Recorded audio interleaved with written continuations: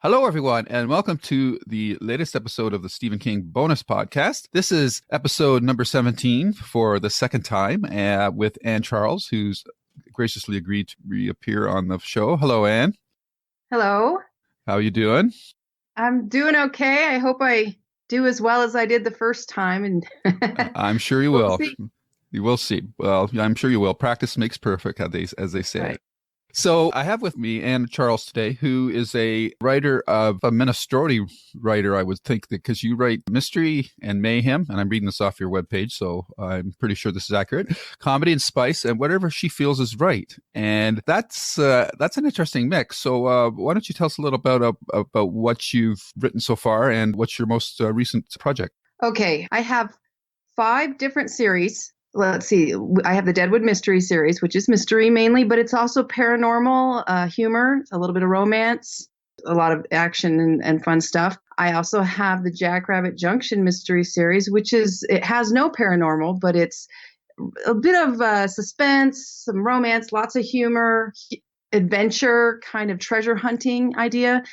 There's also the Dig Site mystery series, which is my need to be an archaeologist, what I always wanted to be that. And so it has mystery. It takes place down in Mexico, down in the Yucatan. So there's a lot of archaeology mixed with mystery, and there's paranormal in that, which is a lot of fun to include down there. I have a series I write with my husband called the Deadwood Undertaker series. His name is Sam Lucky, and that is the current day Deadwood series, only we went back to the 1870s. So it's the same world, same location, only what happened in the past. And that is a mix of Western, paranormal, mystery, a lot of action. My husband's always like wanting to put more action in it, which is fun.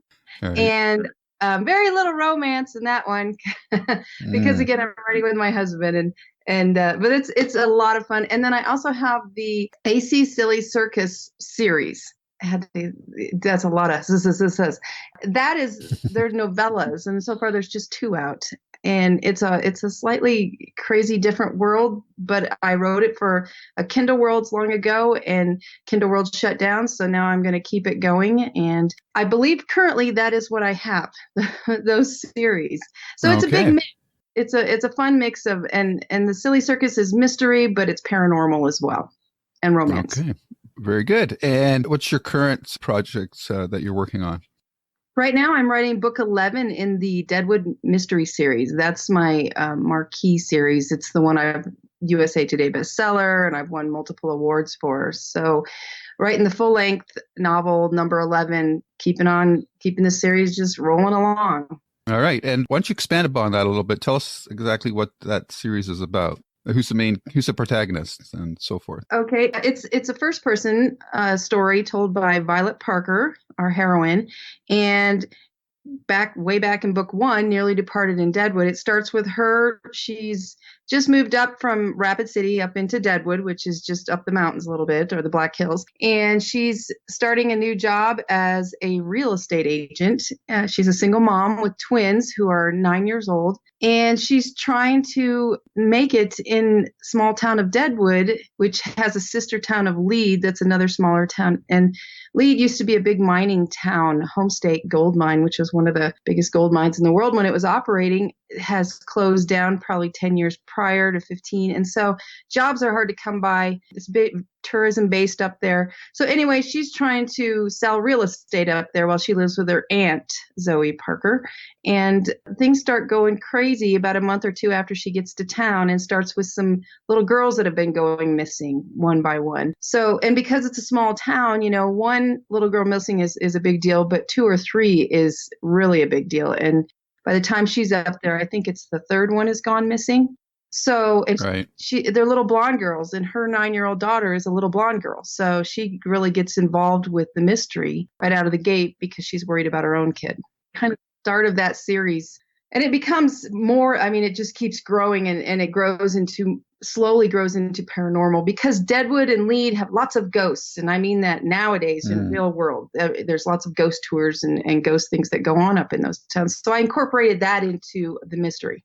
Okay, cool. And your main character, she's a real estate agent in the first book. Is she still that in book 11? She is. She's still trying to sell real estate and make money.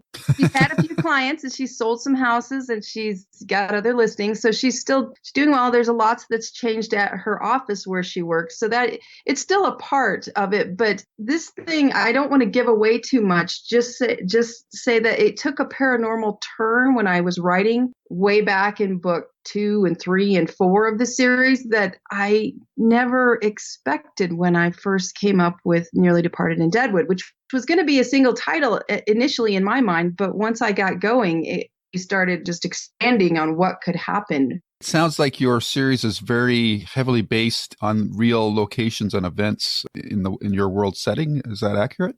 That is correct. For the Deadwood Mystery series and the Deadwood Undertaker series, the one that I'm writing with my husband, they're both set in the town of Deadwood and Lead, the real towns. So I incorporate a lot of actual public buildings like the courthouse, the library, the Deadwood Recreation Center. So things that you can actually go there, which is really a lot of fun for my fans because they can go to Deadwood and Lead and go see buildings that are actually in the story. You can walk through them and they're almost matching the story. Sometimes I take a few liberties, but a lot of times there's the Homestake Opera House up in Lead. It's this beautiful old opera house that was built way back when, and you can take tours. And what's really cool is the people that run the tours now will give you, if you ask the Anne Charles tour, and they'll take you to places in the book that they often don't take regular tours.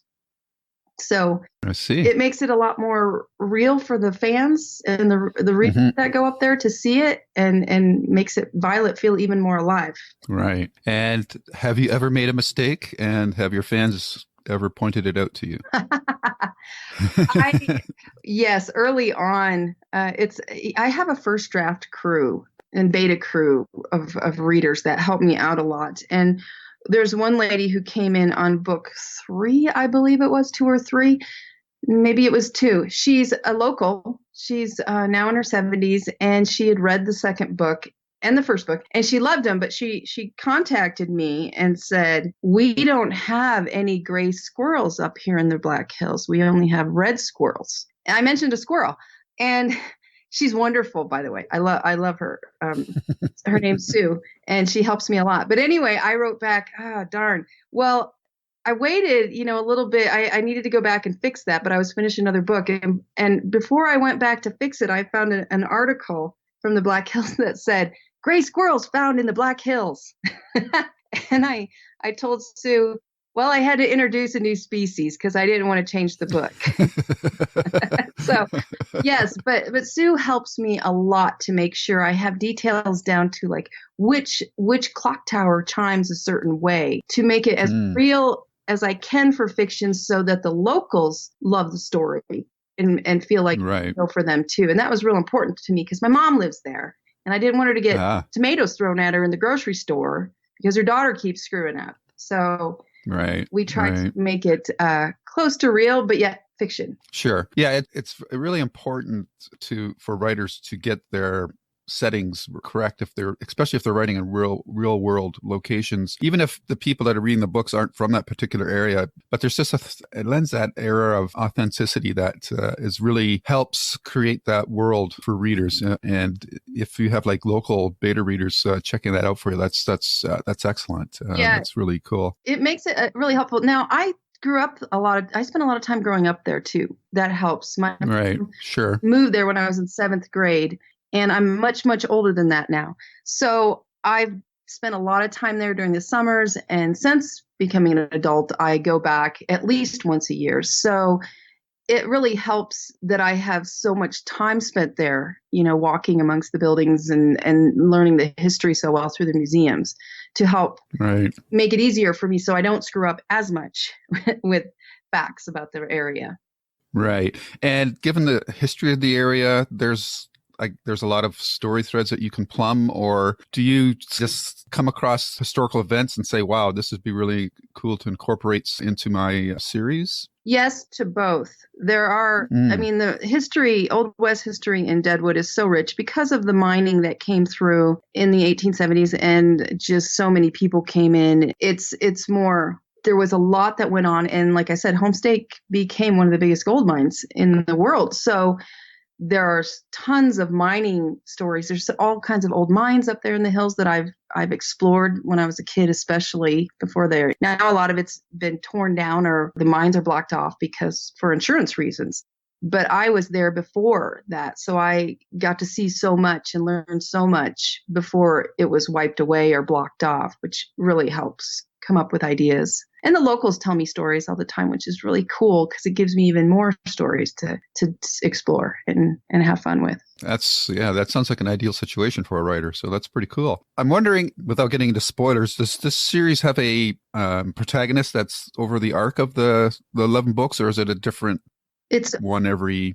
I'm only in Violet Parker's head the whole time, which is a fun challenge for me because I have to be able to figure out ways to show different things happening. And it really forces me to work on using other dialogue and gestures from other characters to figure out what they're thinking through her eyes as she tries to figure things out. Sometimes I have to go, oh gosh, how am I going to show this when we're only in Violet's head? But so far, I've enjoyed the challenge of doing that and bringing the reader along. I like that the reader's in the dark along with Violet too on what's going on a lot of times. Makes that fun for all, I think. Yes, for sure. That's definitely one of the challenges of writing first person, but it also really lets you get into the character's head and get to know the character as well. What about villains? Is there one specific villain over this series, or is it a series of villains or antagonists? There are many villains, many human, several non-human too, and it's growing, especially the non-human living, probably old villains. It's getting to where she's got a big battle coming. I mean, that's the whole series idea is there's something, the hills are, what is it? I'm trying to think how I wrote that one time. There's something going sour in the hills, and she is one of the key people that it's going to have to help keep it from happening or die trying. Okay. If I were to say to you that I'm hearing echoes of Harry Dresden, the Dresden Files, is that accurate in any way? I have not ever read the Dresden Files, so I don't know. And I'm very careful. There's this really cool show on TV that people love called Supernatural. Yep. And I've heard about it off and on from readers, but I haven't watched one because I don't want to have that influence me in some way. All the influencing, I guess, that's going on currently is just what I've read and movies watched over the years prior to starting this series. So I'm kind of careful about that because I don't want someone to say, well, this sounds just like so-and-so, you're taking from that. Well, I don't know. I've never watched that. So yeah, if it does, I'm sure there's stuff it's similar to because there's only, you and I know, there's only so many stories, that you can tell it. So it's just, you put your voice to it and put a spin on it your way. And that's where I think the comedy that comes in, because Violet, there's a lot of humor there that's going on in her head. It's so snarky always. It's more, she's not laughing always at others. A lot of times she's just laughing at herself and her own screw ups as she tries to bumble through this, and save things and people and all that good stuff. So you're working on the 11th book right now, or it's ready for release? No, I'm working on it. I'm almost to the midpoint, so it's coming. How much time has passed since book one? Like her daughters were 9 in the first book. How old are they now? In my life, it's been 10 years plus. In her life, it's been about, let me think, it was July. It's been about 6 months. Oh, wow. So, yeah. She's been busy. It's a lot. It's just 6 months worth of story time that has passed, which is, for new people coming through that read it and they can binge read, it's all so current. Right. Boom, boom, boom, boom, boom.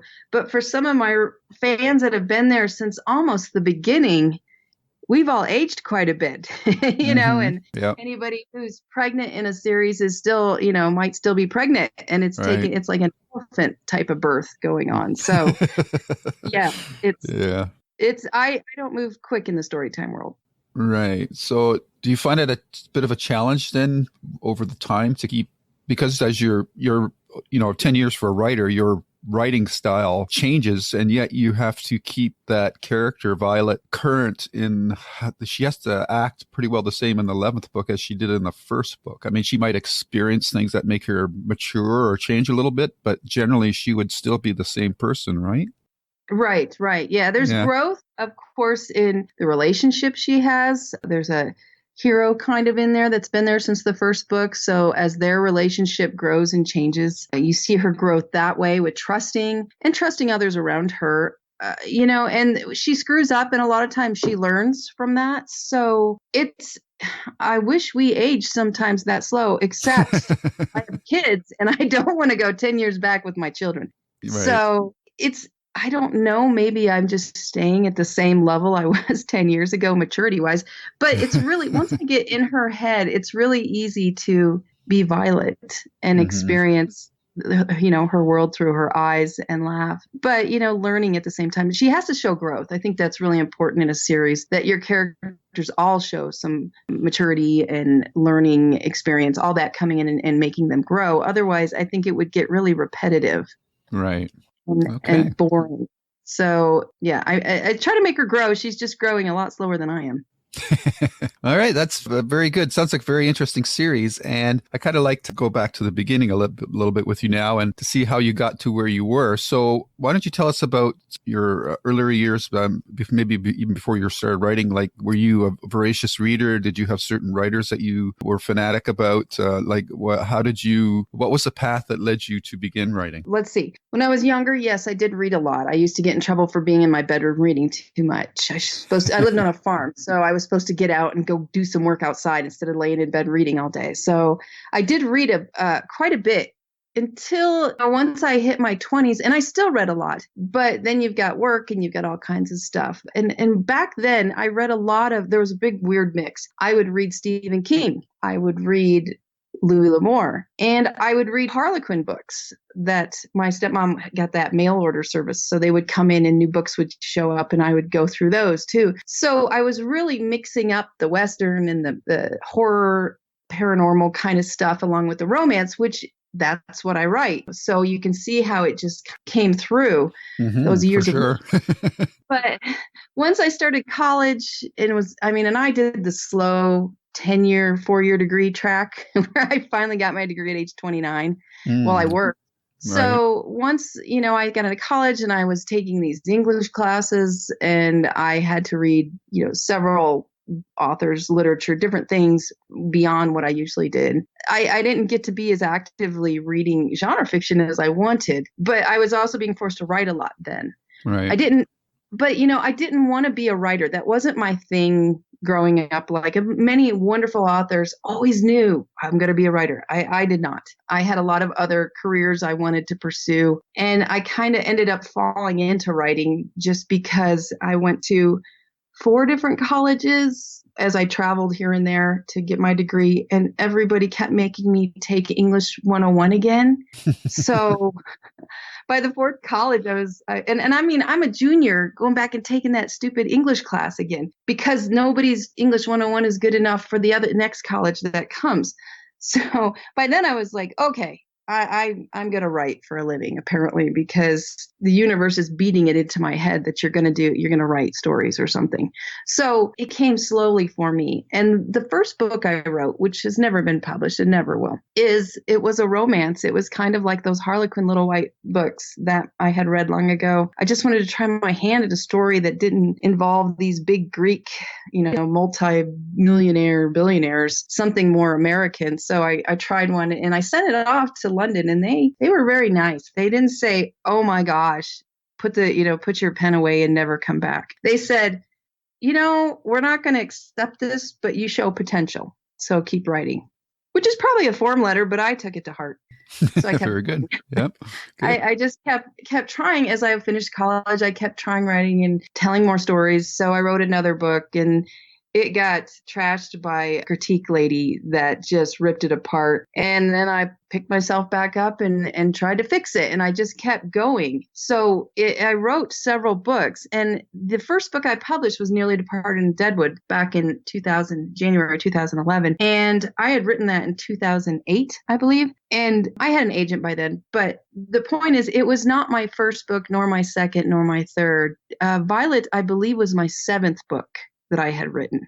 Mm-hmm. So it was a long time coming. I wasn't a natural by any means. So Right. anyone that's listening, my son is actually writing a book right now, and which is wonderful. His imagination is great, but I keep telling him, just finish it. Finish the first book. That's the biggest thing to do is know that you can hit the end. Right. And then go from there. So yeah, it's been a long time coming. I had a lot of influence, like I said, from those other authors and other writers I've read over the years. But I don't get the time to read anymore like I used to because of writing. Right.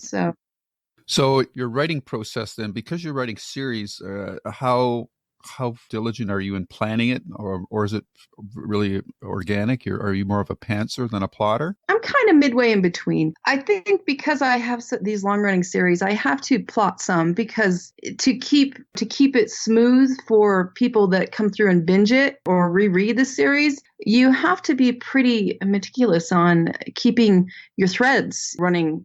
And everything, you can't change eye color. You can't change vehicles out of the blue. I mean, those are just easy things. But you can't just go randomly changing stuff because readers are really smart.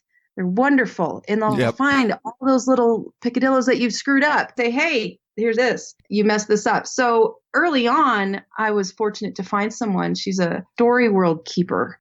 And she helps me a lot. She helps other authors too now. But I think her business is World Keeper. Okay, cool.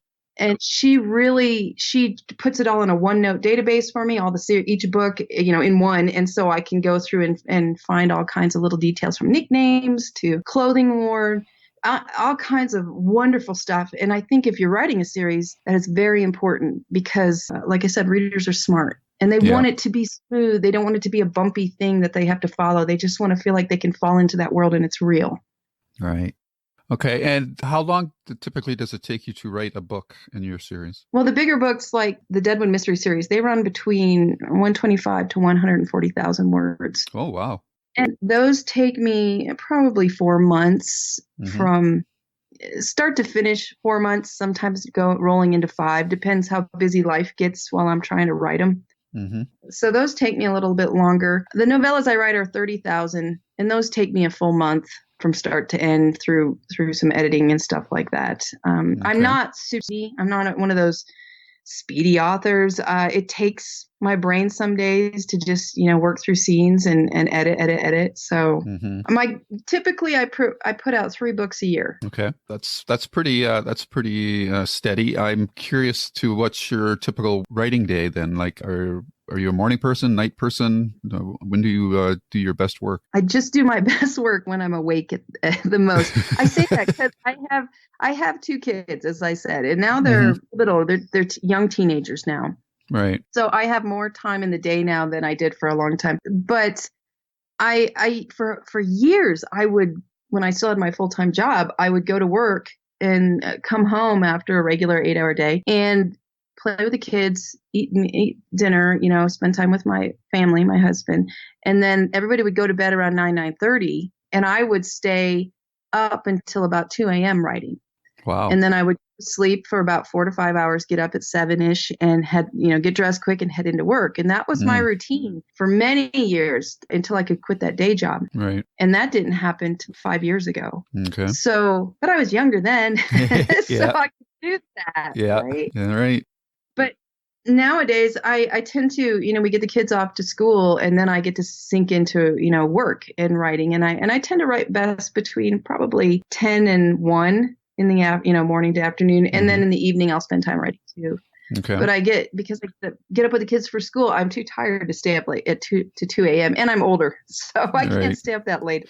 Yeah. as well anymore. Yeah. So do you work on one book at a time, or do you have like one that you're writing and another one you're editing or anything like that? Mostly I focus on one book, but at the beginning and end, I'm usually working on still stuff from the previous book. So I may be wrapping up because I'm independent and indie author, I do a lot of, after the book's done, there's still a month and a half worth of work that I need besides just the edits. There's all kinds of marketing work that has to be done and promotion and so on and so forth. So I spend probably a month and a half doing that, wrapping up a book. But during that month and a half, I'm usually plotting the next book. Okay. Getting all the stuff I need. And when I say plot, it's really high level because I go off plot within the first 3 chapters.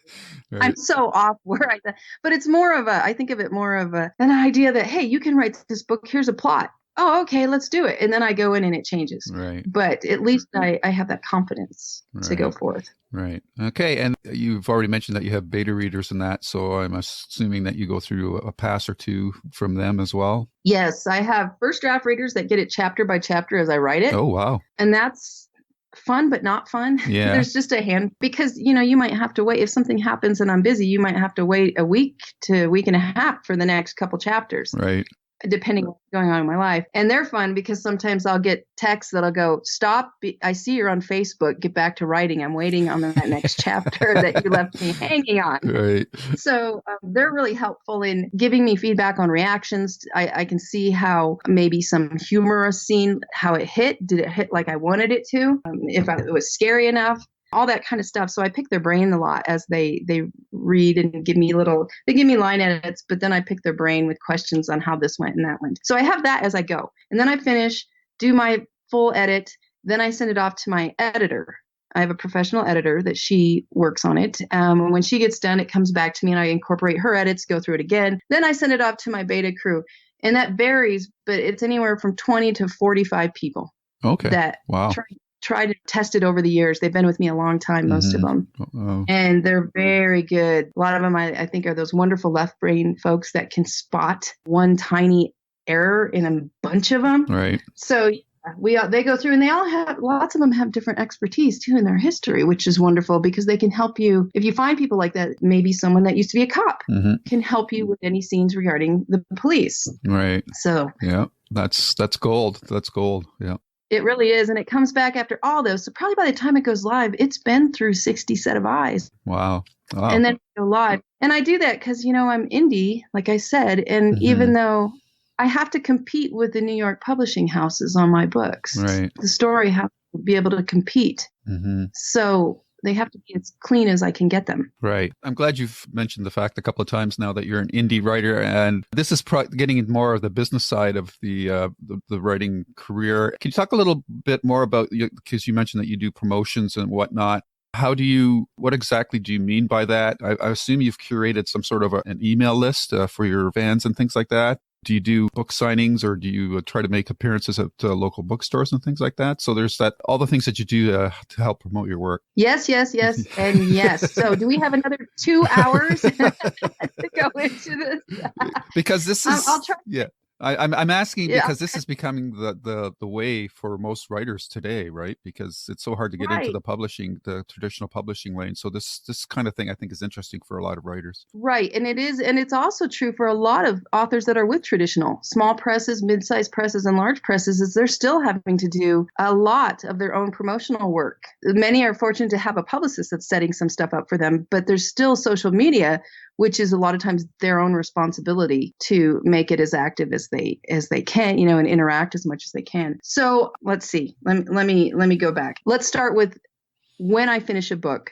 I do have a newsletter list that's just steadily growing. A lot of people come through my website and sign up on the Connect page, and I'll send a newsletter once a month or once every month and a half. And usually I try to time one around a release. So after the book's live and I can include the links, I send out my newsletter to all those folks, and it's steadily growing. I think I'm around 7,500 now on my newsletter list. So I'm not huge, but it's pretty solid. Right. And by the way, I don't grow that with promotions that'll say, grow your newsletter and get all these names on it, because I tried that long ago. And what I found was, yes, I got a bunch of names. And yes, the next time I sent out a newsletter or the next 3 newsletters, people were marking me as spam because they'd signed up, but they really don't want your newsletter. They just want, whatever's being offered. And then they, and I'm not saying all are like that, but that will happen. And the problem if you're marked spam is it can cause great problems when you try to send future newsletters, because you're marked as spam and you'll start getting shut down by Google and all the big guys. Oh, okay. So be careful growing your newsletter list. It's the best way you can grow it is organically, just having them sign up because they want to get your newsletter. Right. Freebies are great, but just know that there are consequences sometimes that come with that. So anyway, I have a newsletter list. I also I'm on BookBub. I've been there for a long time, and you can sign up to follow me on BookBub. And on BookBub, I think I'm around the mid 7,000s or something, or 8,000 now with followers there. And that's important because once a book goes live and you're up and you have the links, then you can contact BookBub to say, can you let my followers know that my new book is out? And they usually do. And that's not a cost at this point. It's a free thing they do. They just ping all your followers that Ann Charles has a new book out. Right. So those people, again, that signed up that want to know about your book. And that is key, people that want to know. Right. So I have BookBub as well. And I also have Facebook, a decent sized following on that's still growing. I think 3,000 on my private, where you have to actually friend me, and then over 4,000 on my public page. So there's that as well. Instagram, Twitter, all the other guys that are there too. And Amazon, of course, once you get people following you on Amazon, then Amazon will let them know as well that you have a new book out. I don't know those numbers. Amazon keeps those numbers to themselves. So there's all kinds of ways that you can build to let people know about your release. Right. And that is one thing that we use once a book goes live. We hit all those things. Boom, boom, boom, boom, boom. Mm-hmm. And then we'll also run ads. I don't do Amazon ads at this time. I think there's multiple reasons. I won't go into it, but it's not cost effective for me. Right. I will do Facebook ads, and I'll aim at those who have followed me and those who are friends of them, maybe, as far as I'll reach out. Because I'm just trying to let everybody who's said they wanted to follow me know, hey, the book's out. Right. So that's kind of one part of marketing. So there's that. Right. That lets, for a new writer, think about all those things you need to build, because you're building your audience in essence. Right. And letting them know, hey, I've got the book out now. And there's a lot of noise in the world, so it's not always easy to reach them. Yeah, exactly. So that's part of that answer. Do you want me to keep going with different marketing things on the on the side then going on that I do in promotion? Yeah, maybe just list them. You don't have to go into detail. Okay. When a book goes live, we have signups to be on the promo team for Deadwood series, the mystery series. They're called the Deadwood deputies, and you sign up every time to be part of my sales team, if you will, or shout out, whatever you want to call it. Mm-hmm. Well, for a month, we'll provide them with all kinds of graphics and stuff from the books and stuff to help me promote and tell all their friends. And that's where it's really awesome, because readers don't just use Facebook. A lot of times, readers that sign up for this, they're amazing. The sales teams are the Deadwood deputies, and all of them are so awesome. They'll tell their family. They'll do stuff that are creative ways of marketing that it's not easy to do as one person. They're out there on the ground talking to people, telling people, going to their libraries, doing this stuff that I can't do on my own without stop writing entirely. And even then I couldn't touch it. So, and then what we do every run is we have about 50 prizes that for everybody that does stuff, we'll put them all in a pool. We'll use a random generator, draw numbers, and then we'll get 50 winners, and they get some fun personal swag or whatever. Like we just did the Deadwood Undertaker book too. And in that book, there was some stuff about, one of the old baths. So we gave away, I think it was 30 things of bath salt with all this kind of fun promo. So it fit with the whole story, but it was the bath salts used in the book kind of a thing. So we come up with new stuff every time. Cool. And then also posters and fun stuff. So that's another marketing thing you can do. Right. Besides the ads. I mean, the ads are big now. Everybody wants to do ads. Right. book trailer? I have not. I did one years ago for the first 4 in the Deadwood series. Mm-hmm. And it was pricey. It was about $2,000 about 7-8 years ago, which wasn't, I mean, it wasn't super out of it. It was just pricier because it was professionally done. And it was amazing. It's on my YouTube channel. That's another thing. I have a YouTube channel. And I did that, but I don't have tons of time, right? Unfortunately, to put into this. Now, that's something, if you have a family member or a friend that can do that and will take money and go out to lunch with me or whatever, that's wonderful. Use all the help you can get. I'm very big on using my family, not using, that's not that. Employing my family to help. And my family's awesome. Yeah. They do help. Yes. My family's very involved in this business with me. So the more you can get to help, the better. Right. So it's important, again, for new writers to realize that there are costs associated with your book, especially if you're self-publishing. So you've listed off like your promotional stuff. I'm sure you have a budget for that. You must have a budget for your book cover, or do you do that yourself? My brother, there's 3 of us. Okay. My brother is he's an artist, and he does the original art pieces for the cover. He does these great drawings of the different buildings or the characters, whatever I do on the front. He does the original art, and he does it by hand. He's old school. So then we scan it in. So then my husband comes into play. This is something he's been doing. And we had a couple other graphic artists over the years, but now for the last 3, I think 4, my husband's been doing the graphic art. So he'll take the original art, scan it, and then he will manipulate, just take it and there's so much work. There's like 40 hours of work that goes into the cover for him to get it graphically ready to be a cover. Mm-hmm. And then also he has to do the print book cover. So that's even more time.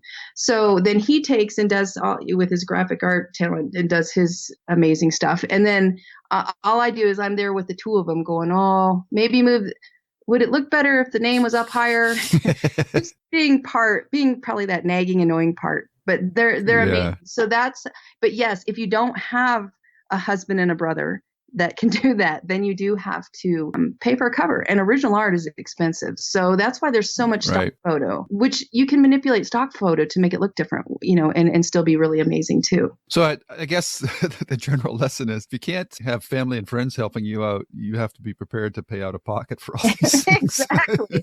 Yes, you have to really, there's a lot to being an independent writer besides just writing the story. Formatting, that's another whole issue. My husband has been formatting my books from the start. He's amazing at formatting. So he does all that work for print and ebook. You'll need a formatter. Then there's like I said, the professional editor. Yep. And a lot of people think, well, I'm a pretty good editor. My sister is really good at, an English teacher. And I really recommend you find a professional editor. Right. Because like I said, you're not competing with me. You are competing with me, but not just me. You're competing with New York publishing houses that have professional educated all this stuff, editors. And do you mind telling us how much your editor costs per book, or? It depends on the word count length. Okay.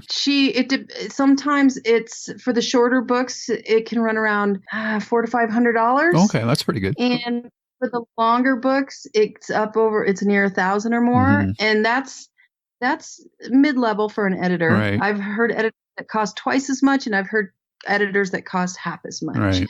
But find an editor you love, and I love my editor, and you stick with them because they get to know your writing. Right. So they really know where to say, I think you meant this, or no, she meant this crazy word, and that's normal for him. Right. So there is the editorial is one of the biggest costs, but it's definitely worth the money for a good editor. Right. Okay. I appreciate you taking your time to talk about that part of the business. I know it's not sexy or anything, but it's important for the writers to realize that you can't just write a book and plop it up on Amazon and expect to be successful nowadays. Like, as you said, there's just so much noise out there. You really have to go the extra mile to make your book stand out from the crowd. And all the things that you do are unfortunately part of the process now.